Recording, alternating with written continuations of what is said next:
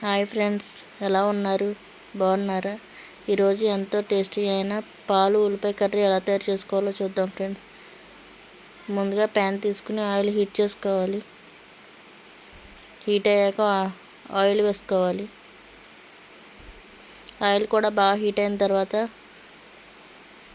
Medium size ఉల్లిపాయలు వేసుకోవాలండి. 2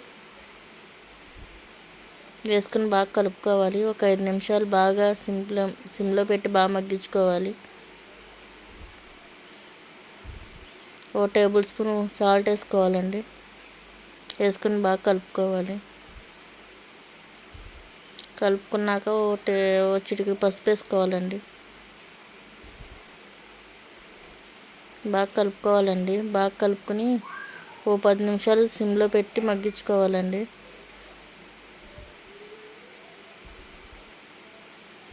golden brown colour వచ్చే వరకు మగ్గించుకోవాలండి.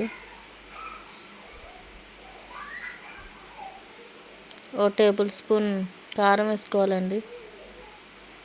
కారం కూడా వేసుకొని బాగా కలుపుకోవాలండి. కారంలో పచ్చివాసన పోయే వరకు ఫ్రై చేసుకోవాలండి.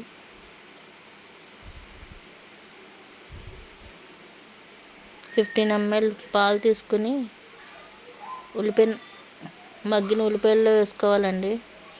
వేసుకొని బాగా కలుపుకొని మూత పెట్టుకుని 10 నిమిషాలు మగ్గనివ్వాలండి.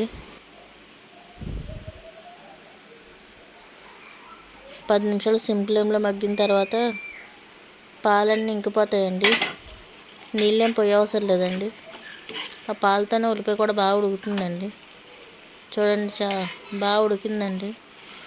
కొంచెం కొత్తిమీర తీసుకుని కొత్తిమీర వేసుకుని బాగా కలుపుకొని ఒక 5 నిమిషాలు సిమ్లో పెట్టి మగ్గించాలండి.